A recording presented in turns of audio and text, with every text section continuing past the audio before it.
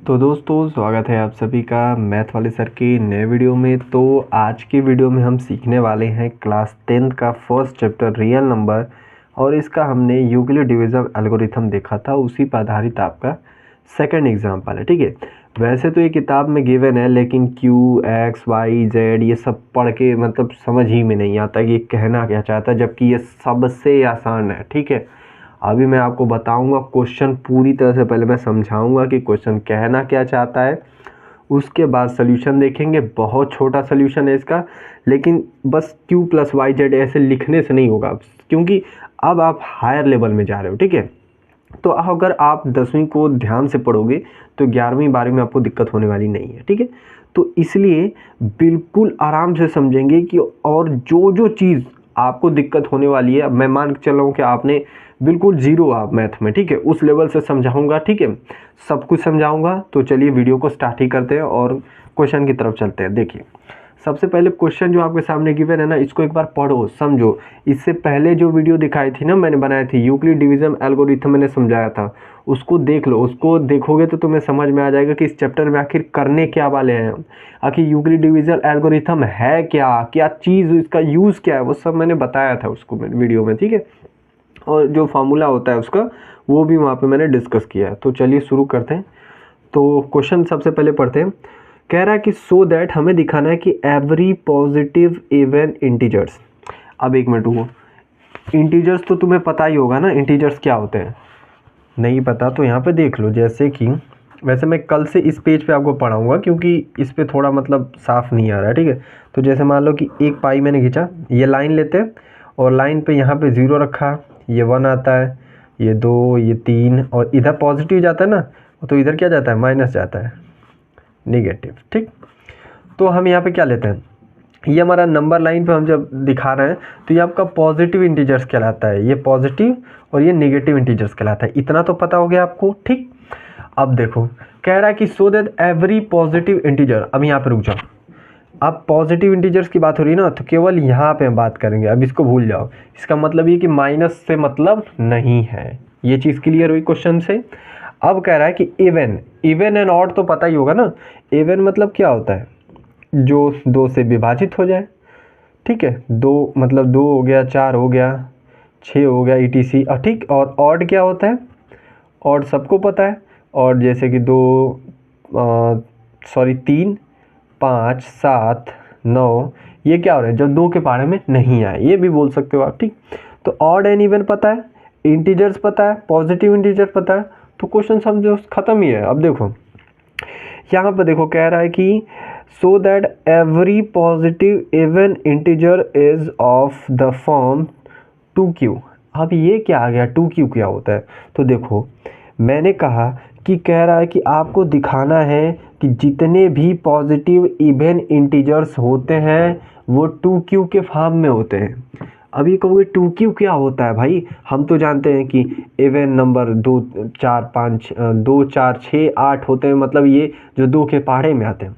अब ध्यान से इस नंबर को देखो, अगर ये 2 है पहले, फिर आया 4, फिर आया 6, फिर आएगा 8, तो क्या मैं इसको ये नहीं लिख सकता 4 को, जैसे 2 पहले लिखा ना, अब 4 को क्या मैं ये नहीं लिख सकता, 2 गुणते 2 लिख सकता हूँ, कहोगे कि हाँ। 6 को मैं ये नहीं लिख सकता, 2 गुणते 3, कहोगे हाँ। 8 को नहीं लिख सकता, 2 गुणते 4। अब यहाँ पे एक चीज़ तुमने नोटिस की क्या, सब में 2 कॉमन है और सब में एक एक नंबर क्या हो जा रहा है, ऐड होता जा रहा है।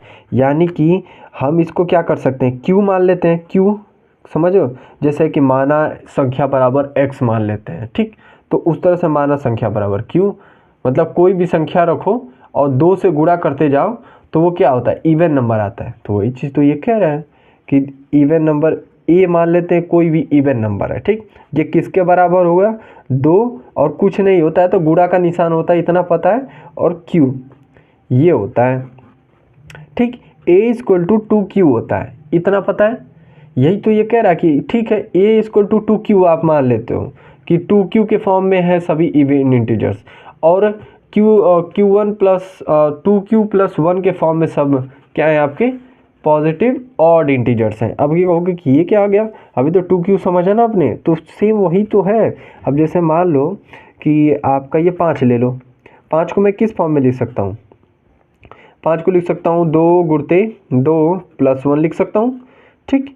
यानी कि 2 तो पहले से ही है, और q की जगह पर हमने क्या माना, ये 2 3 4 5 ऐसे तो बढ़ते जा रहे हैं ना, जैसे ये 3 4 5 आ रहा था ना, वैसे यहाँ पर भी आएगा, फिर 3 आएगा, फिर अभी 3 रख के देख लो, तो 3 दूना के क्या हो जाएगा, यहाँ पे 3 रखा तो 3 दूना के 6 और एक 7, देखो 7 है आपका ऑड नंबर। फिर यहाँ पे 4 रखोगे तो 9 आएगा।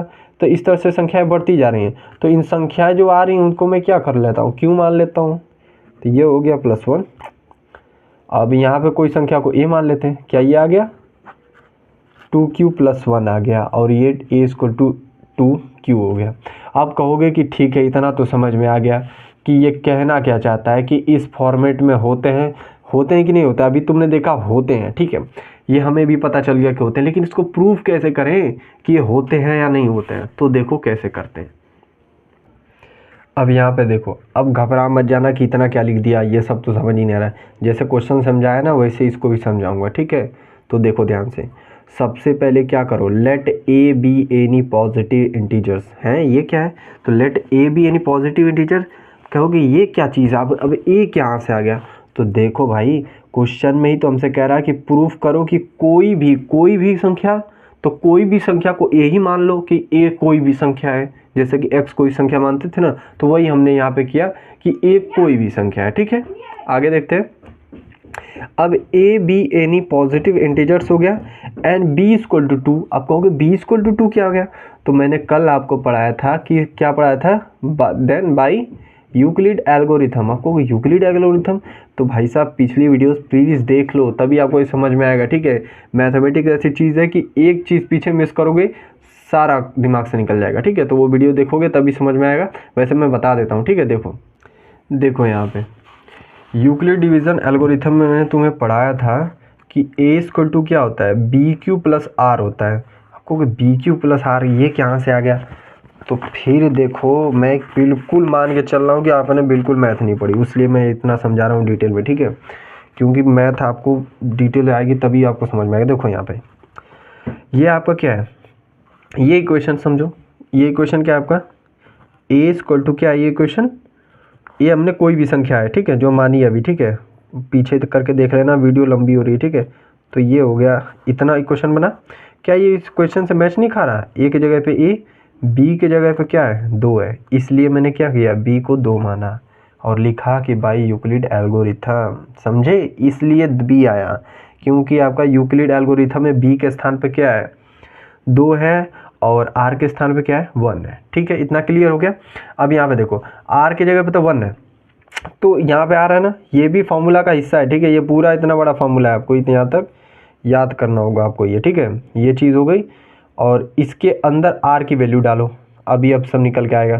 कहोगे ये क्या कर रहे हैं हम, तो भाई साहब यहाँ पे देखो ना, क्वेश्चन में आपने 1 निकाला ना, यहाँ पे देखो क्वेश्चन में ही गिवन है 2q + 1, तो 2q + 1 को a के बराबर रख के हमने क्या करना है, 2q तो समझ में आ गया कि क्या आपका 2 क्या है b है, 1 क्या है r है, r क्या होगा यहाँ पे रखूँ, तो यहाँ पे अगर मैं रखूँ सेम यही चीज़ करके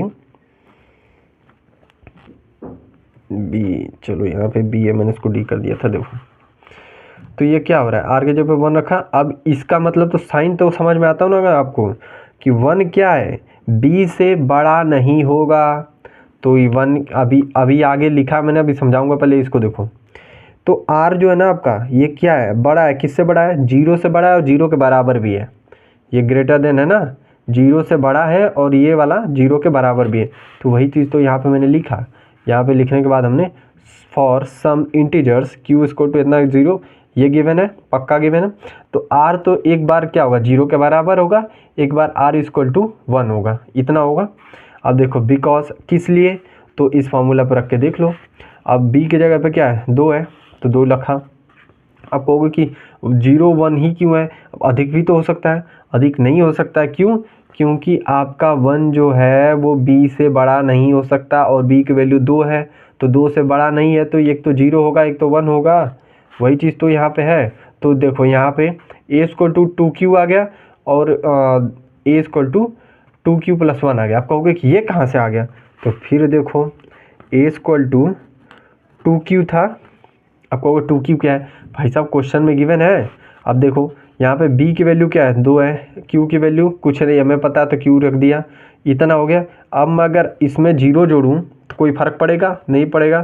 तो मैं क्या लिख सकता हूँ, ए इक्वल टू 2q लिख सकता हूँ, क्योंकि रिमाइंडर एक बार 0 आया एक बार 1 आया, तो रिमाइंडर ही तो जोड़ना है हमें इक्वेशन में। देखो तो रिमाइंडर इसमें जोड़ूंगा 2q में, तो एक बार 0 जोड़ूंगा तो कुछ नहीं आएगा, तो यानी कि बस ए इक्वल टू 2q आएगा, तो ए इक्वल टू 2q आ गया।